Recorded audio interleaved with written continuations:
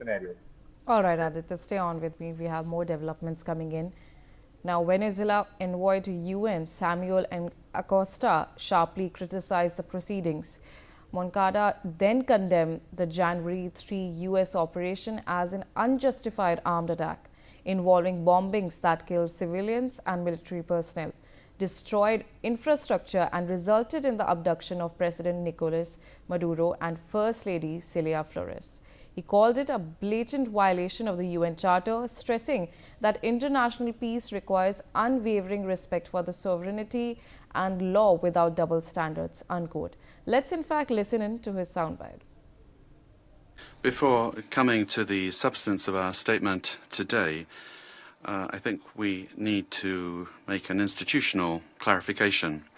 We note with concern that an attempt is being made to present to the Security Council a supposed representative of civil society, a person whose public career trajectory bears the hallmarks of sustained funding from foreign governments and transnational corporations. This has been the case for years, as well as participation in processes of political destabilization and the promotion of institutional breakdown in her own country. The instrumental use of this person to legitimize narratives of confrontation, justify the use of force, or minimize violations of international law does not contribute in any way to the purposes of this Council or to the strengthening of multilateralism. On the contrary, it erodes the credibility of the debates and distorts the Security Council's mandate entrusted with the maintenance of international peace and security. All right, now joining me on the telecast is my colleague Aditya. Aditya, Venezuela Envoy has also released a statement and he has sharply criticized the proceedings that are happening in Venezuela. What exactly are you getting to know? Well, absolutely. As far as the statement by Venezuela Envoy is concerned, definitely, he is called by all these developments that has happened. This is very unprecedented that has happened. President along with his wife is kidnapped by another country. This is something history making. So indeed, at this juncture, things are really.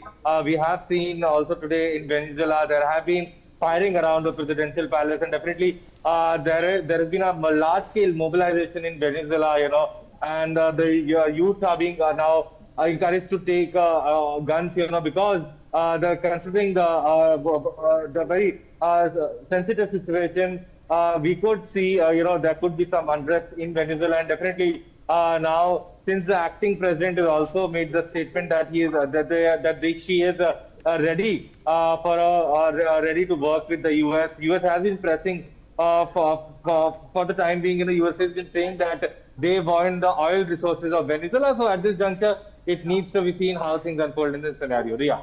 All right, Aditya, stay on with me.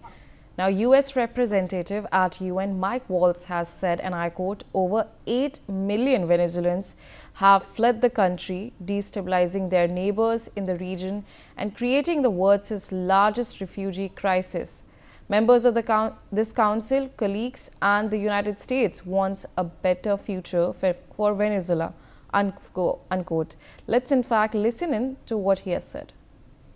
International human rights organizations have issued reports documenting serious human rights abuses by the Maduro regime, including reports of extrajudicial killings, political prisoners, torture, and arbitrary and unlawful detentions.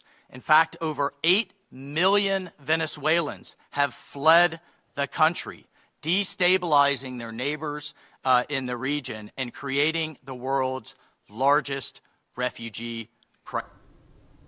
Aditya, in terms of this refugee crisis that is now taking place, obviously after the instability in the region and in Venezuela after US's invasion, what exactly are you getting to know?